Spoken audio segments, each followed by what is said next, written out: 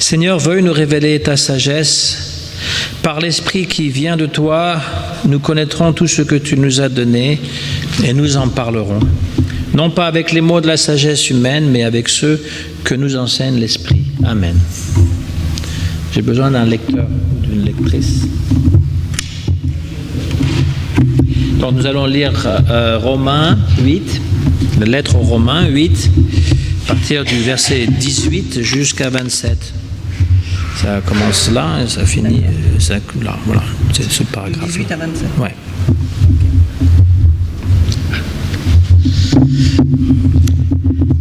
J'estime que les souffrances du temps présent ne sauraient être comparées à la gloire à venir qui sera révélée pour nous.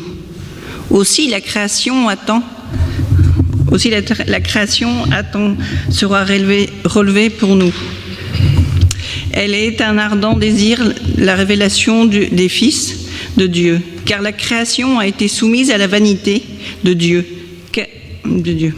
Mince, je vois plus. Non de son... Ah, punaise. Excusez-moi. Car la création a été soumise à la vanité, non de son gré, mais à cause de celui qui l'y a soumise, avec l'espérance qu'elle aussi sera affranchie à la servitude de la corruption, pour avoir part de la liberté, de la gloire des enfants de Dieu. Or, nous savons que jusqu'à ce jour, la création tout entière soupire et souffre les douleurs de l'enfantement. Et ce n'est pas elle seulement, mais nous aussi. Nous avons les prémices de l'Esprit. Nous aussi, nous soupirons en nous-mêmes, en attendant l'adoption, la rédemption de notre corps. Car c'est en espérance que nous sommes corps. Or, l'espérance qu'on voit n'est plus espérance. Ce qu'on voit, peut-on l'espérer encore? Mais si nous espérons ce que nous ne voyons pas, nous l'attendons avec persévérance. De même, aussi, l'Esprit nous aide dans notre faiblesse, car nous ne savons pas ce qu'il nous convient de demander dans nos prières.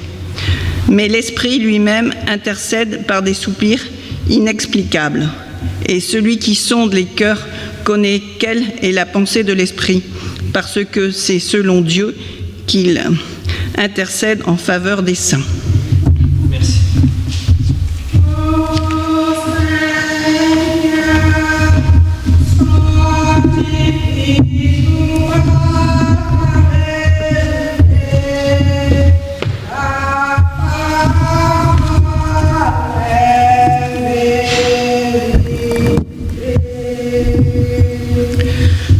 Ô Seigneur, sanctifie-nous par ta vérité. Ta parole, vérité.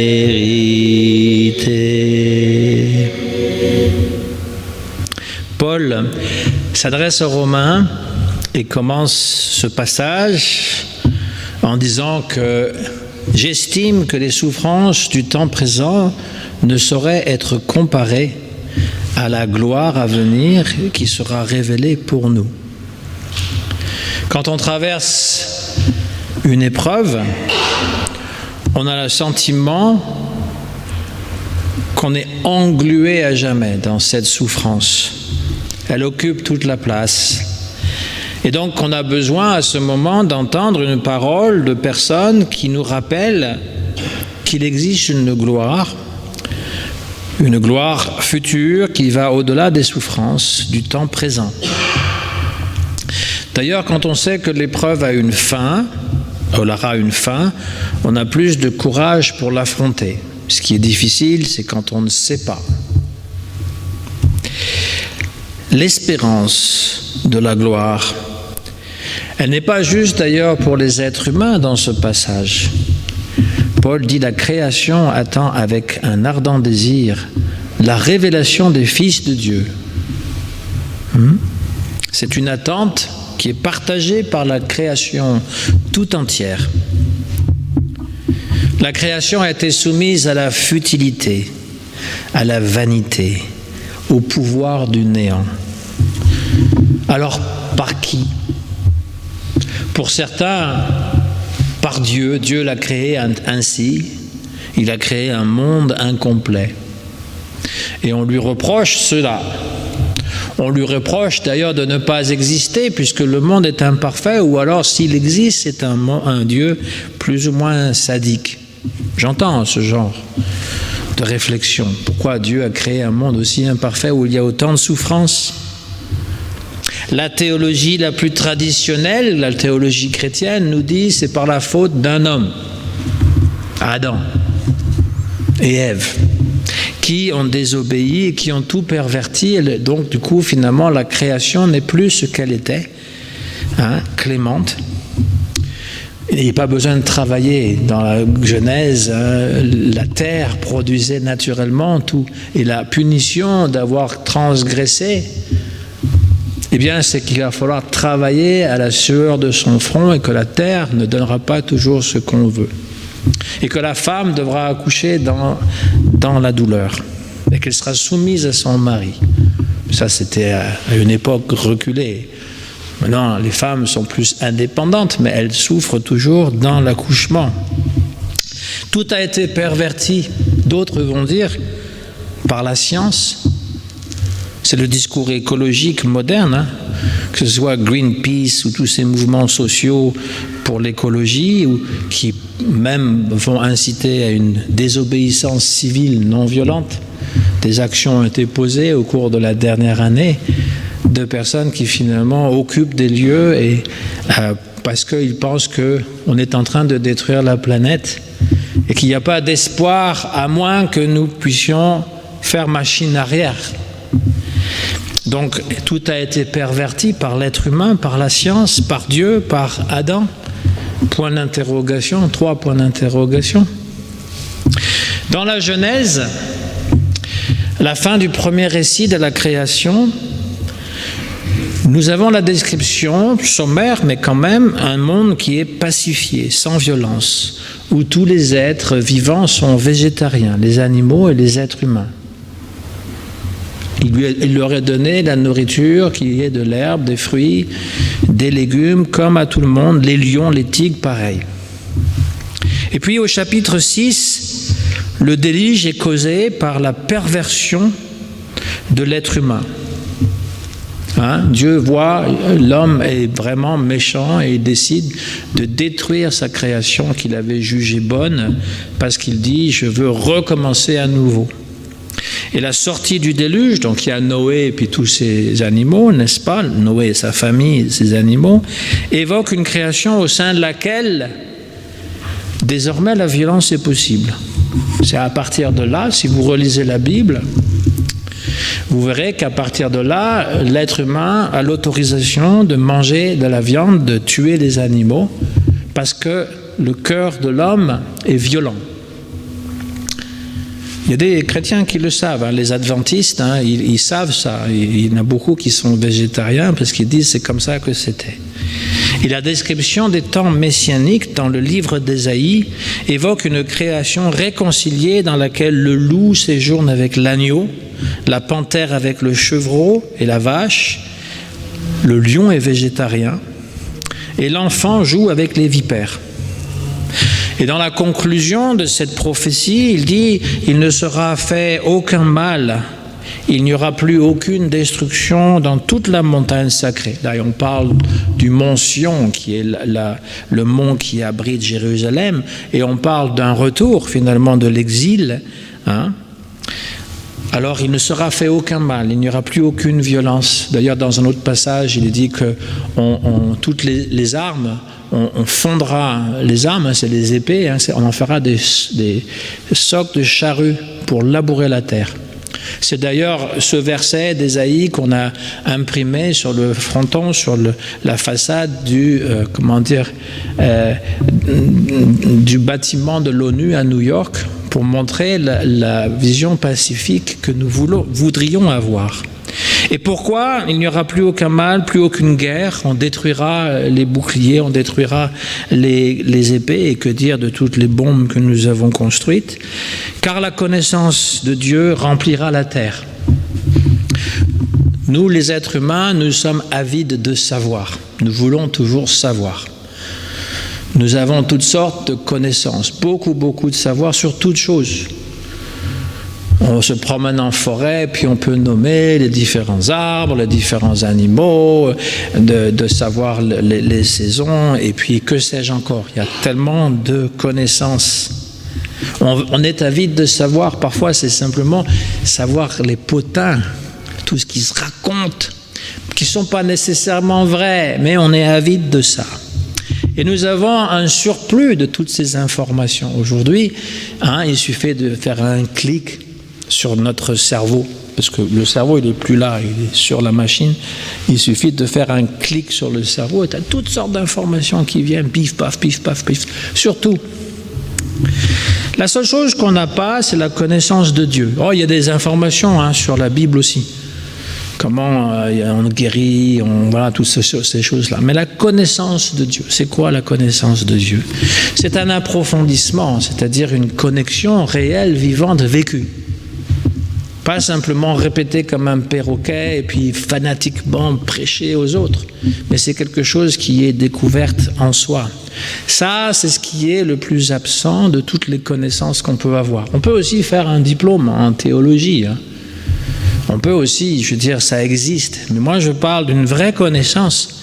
C'est pas que l'Institut protestant n'enseigne pas une vraie connaissance, mais c'est pas grâce à ça qu'on aura cette connaissance. La connaissance, elle est directe. Elle s'accompagne d'un savoir, bien entendu, mais elle est aussi une connaissance directe. En fait, ce que les gens veulent le plus, c'est rencontrer Dieu, mais ils ne le savent pas. Et alors, on le recherche dans toutes sortes de choses. On le recherche dans la richesse, on le recherche dans l'accumulation, dans la reconnaissance. Plus on est reconnu, plus on est célèbre. On le recherche dans l'amour, dans le sexe. Et si on n'a pas réussi à trouver dans toutes ces choses, dans l'alcool, dans la drogue, on recherche toujours Dieu. C'est-à-dire quelque chose qui dépasse notre quotidien, la grisaille du quotidien, qui nous rappelle que nous sommes des êtres mortels et que finalement notre vie est assez insignifiante. Nous recherchons quelque chose qui donnera un sens profond, complet à notre vie. Mais nous ne le savons pas. Et nous pensons que finalement la carotte qui est devant nous pour nous faire avancer comme un âne, c'est ça le vrai bonheur, c'est ça le vrai Dieu. Le prophète Ésaïe, dans la fin de sa prophétie, dans la fin du livre, dit que les montagnes, les collines, les arbres des champs vont exulter de joie devant le retour de l'exil, c'est-à-dire la fin de l'épreuve. À l'époque, c'était l'exil qui était l'épreuve pour les croyants. On va les appeler comme ça, les croyants, les craignants de Dieu, comme on dit. Ceux qui croyaient à ce Dieu unique, eh bien, ils étaient exilés hors de leur patrie et ils avaient vraiment hâte. Et ils disaient que même les montagnes, les collines, les arbres, comme dans les psaumes, il est dit, les arbres clapent des mains, prennent leurs branches et puis elles sont en train d'acclamer. Les montagnes aussi exultent de joie. Et donc nous avons ici une vision d'une création qui est joyeuse, qui est exubérante. Ce qu'on appelle habituellement la loi de la jungle, selon laquelle le fort mange le plus faible, est une loi de la nature dénaturée. La création soupire, notre texte nous dit ça, la création tout entière soupire et souffre. On parle parfois des catastrophes naturelles comme des vengeances de la nature, alors qu'elles relèvent beaucoup plus des souffrances de la nature. Ce n'est pas la même chose. Même pour cette épidémie, pandémie, je ne sais quoi, il y a des gens qui vont dire que c'est la nature qui se venge. Non, elle souffre au contraire. Elle est déréglée. Et c'est ça dont il est question. Mais la souffrance est accompagnée de quelque chose qui vient et qui sera comme une gloire. Voilà ce que Paul, dans le début, il dit. Les souffrances présentes ne sont rien comparées à la gloire qui est à venir. L'image de l'accouchement est une image tout à fait judicieuse Parce qu'un accouchement, c'est douloureux, mais un accouchement débouche sur la merveille d'une naissance. Il n'y a rien de plus miraculeux que de voir son enfant naître.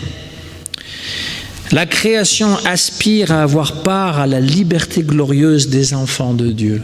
Elle est consciente, la création tout entière, que ce soit les choses inanimées, que ce soit les êtres vivants, tout aspire à cette liberté glorieuse des enfants de Dieu. Hein, c'est une belle image, ça. Le monde entier veut être sauvé. Il ne dépend pas de nous, en fait. Les écologistes, ils ont raison juste à 50%. Hein, ils nous disent que la Terre est comme c'est une déesse Gaïa. Enfin, ça vient de là un petit peu, cet esprit que finalement la Terre est une entité vivante, etc., que nous devons, c'est grâce à nous qu'elle va pouvoir survivre. Mais en fait, elle aspire à cette délivrance. Il y a quelque chose de plus que ce que nous pouvons lui donner. Et ça s'accompagne par l'espérance. C'est Dieu qui peut sauver la nature, c'est Dieu qui peut sauver l'être humain. Appelez-le comme vous voulez. C'est cette énergie supérieure qui pourra sauver. Mais il faut être connecté. Et cette connexion, ça passe par la foi, évidemment, mais par l'espérance aussi. L'espérance, c'est pratiquement comme la foi. C'est la marque du chrétien qui est appelé à vivre dans un monde marqué par des contradictions et traversé par le mal. Là encore, vous ouvrez le bouton de la télévision et dans les informations, vous n'avez que des mauvaises nouvelles. Tout le temps. La cathédrale de Nantes qui a brûlé hier, etc. Encore une. Alors, ce n'est pas un mégot, paraît-il. C'est curieux parce que quand c'est Notre-Dame de Paris, on très, très, très rapidement, on dit c'est un mégot, c'est pas criminel. C'est interdit de dire que c'est criminel. C'est interdit. Mais là, tout de suite, on dit ça peut être criminel. Mais en fait, les catholiques n'en parlent pas, mais il y a des centaines d'églises qui sont vandalisées durant toute l'année. C'est assez incroyable. Des statues qu'on a brisées, des autels qu'on a renversés, des tags qu'on a mis sur les murs, des choses qu'on a incendiées. Là, c'est l'orgue qui a carrément été complètement pulvérisé à Nantes. Un orgue qui date je ne sais pas, il a 5 siècles, n'est-ce pas? Pourquoi? Qui? On peut pas savoir. Tout ce qu'on peut savoir, c'est que notre monde est traversé par le mal, par une espèce de perversion qui fait qu'il y a des gens qui veulent détruire pour détruire. Nous espérons un monde meilleur, nous espérons un monde réconcilié, mais notre espoir est plus que de l'espoir. Ce n'est pas simplement désirer quelque chose. L'espérance, ce n'est pas simplement un désir, j'aimerais bien que ce soit différent. C'est vraiment une croyance, une attente même persévérante. L'écrivain Georges Bernanos a écrit que l'espérance était un désespoir surmonté.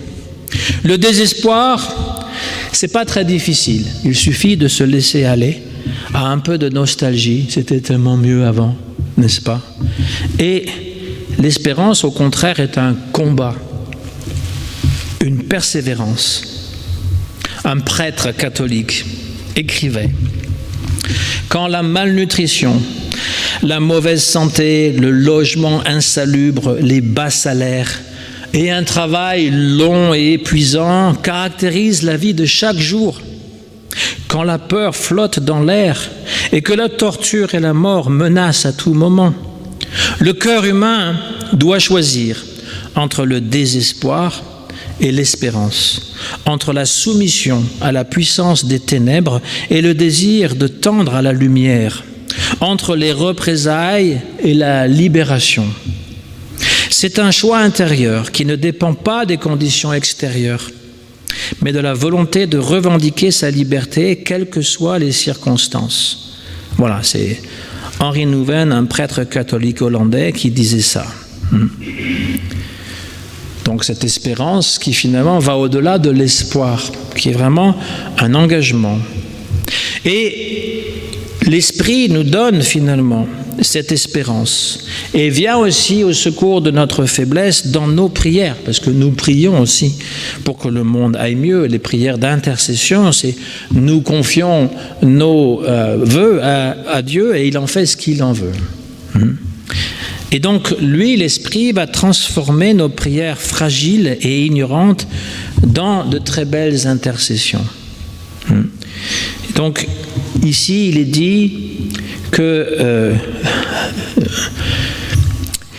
nous avons les prémices de l'Esprit. Nous aussi, comme la création, nous soupirons en nous-mêmes. Et nous espérons. De même, l'Esprit nous aide dans notre faiblesse, car nous ne savons pas ce qu'il convient de demander dans nos prières. Mais l'Esprit lui-même intercède par des soupirs inexprimables. Alors, ces soupirs inexprimables, certains ont dit, c'est le parler en langue, le déparler, blibli, blablabla. Possible. Mais il est très évident que ça peut être des émotions qui n'ont pas trouvé les mots MAUX, n'ont pas trouvé les mots MOTS pour s'exprimer, et donc on exprime quelque chose de désordonné. Et l'Esprit peut comprendre ce que nous disons pour pouvoir finalement, en fait, nous inciter à la vraie prière. Nous ne savons pas ce qu'il convient de demander. Et nous ne savons pas ce qui est juste ou ce qui est bon pour nous. C'est un peu comme l'histoire de ce mendiant qui dormait dans une poubelle. Et quand le roi est venu le voir et lui a demandé ce qu'il pourrait faire pour l'aider, le mendiant a répondu « J'aimerais avoir une poubelle plus grande ». Et parfois nous sommes comme ça. Nous ne savons pas ce qu'il convient de demander. Nous pensons que telle chose que nous demandons pourra être bénéfique, mais en fait, nous n'en savons rien. Ça peut même jouer contre nous. Nous voulons absolument ce qui, finalement, va parfois nous détruire. Et donc, l'Esprit nous vient en aide. Et même si nous avons, des soupirs, des balbutiements, eh bien, il va porter cette prière au Père. Il va pouvoir la transmettre. C'est pour ça que finalement le parler en langue, pourquoi pas? Parce que c'est ne pas parler avec une langue qui est compréhensible même pour nous parfois, et donc simplement de transmettre ce qu'il y a dans le cœur. De simplement dire voilà comment je sens. Parce que qu'est-ce que Dieu écoute? Il écoute le cœur. Ce qui est le plus important, ce n'est pas la théologie, ni même la poésie d'une prière, mais la sincérité du cœur. Jésus, dans le Sermon sur la montagne, a dit à ses disciples de ne pas prier comme les gens qui ont des belles paroles verbeuses, mais qui ne sont pas justes aux yeux de Dieu. Il leur dit, lorsque vous priez, ne soyez pas comme les hypocrites, qui ornent leurs prières dans les synagogues et au coin de grandes rues pour se montrer aux gens. Et priant, ils font de multiples paroles, comme les non-juifs, qui s'imaginent qu'à force de paroles, ils seront exaucés. C'est comme Jésus dit ailleurs, insister dans la prière. Mais on pense que nous, plus on va demander, mais donne-moi ci, donne-moi ci, donne-moi ci, donne-moi ci, toujours répéter comme ça, il va finir par céder peut-être. Mais on n'a pas un rapport très fraternel, très rempli d'amour et de respect envers ce Dieu qui nous a créés, c'est-à-dire qu'on ne le considère pas vraiment comme un père bien aimant, mais on le considère comme un père qu'on va pouvoir enquiquiner autant qu'on veut jusqu'à ce qu'il cède. Au lieu de lui dire, comme Jésus, que ta volonté soit faite et non la mienne, c'est-à-dire, écoute, tu sais mieux que moi ce qui est bon. Et donc Jésus leur enseigne le Notre Père, qui est une prière qui n'a pas vraiment de demande. Parce que donne-nous notre pain quotidien, le fait qu'il soit quotidien, on sait très bien qu'on l'a déjà acquis.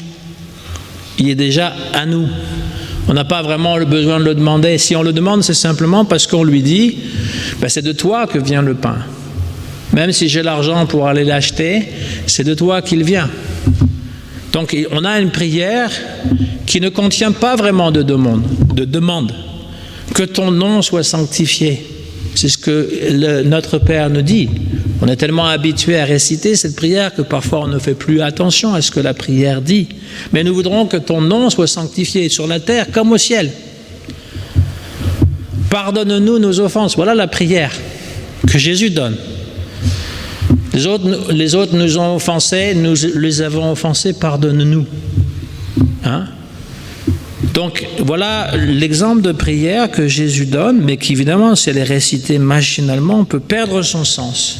C'est bien de pouvoir se rappeler quand nous prions, qu'est-ce que nous demandons, qu'est-ce que nous faisons exactement.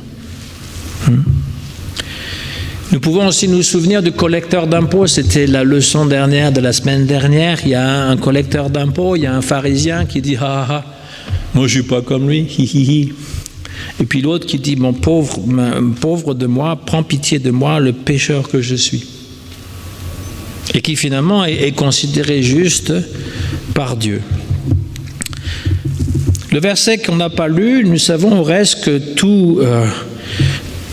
tout coopère pour le bien de ceux qui aiment Dieu. Eh bien, c'est une espèce de conclusion pour aujourd'hui. Tout coopère pour le bien de ceux qui aiment Dieu. Ce n'est pas une hypothèse, mais c'est une affirmation. Je suis invité à croire que tout coopère à mon bien. Je l'ai déjà dit, Jean Calvin définissait la foi tout simplement en disant, c'est la confiance que Dieu est bon à mon égard. C'est la foi, c'est ça, Dieu est bon envers moi. Il le définissait comme ça.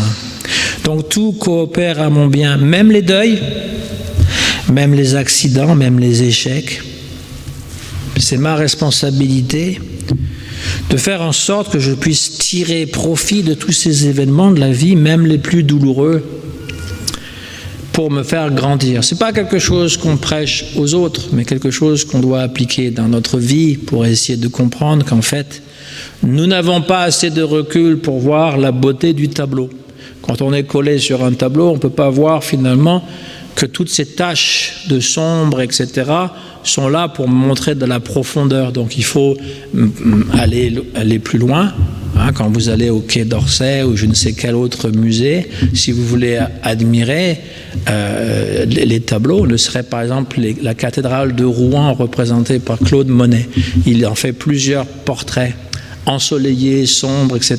Et c'est tout aligné. Si vous êtes à ça du tableau, vous ne voyez rien, c'est tout, comment dire, il n'y a pas de distinction, ça paraît mal fait. Et il faut que vous vous reculez assez pour voir finalement ce que lui voyait.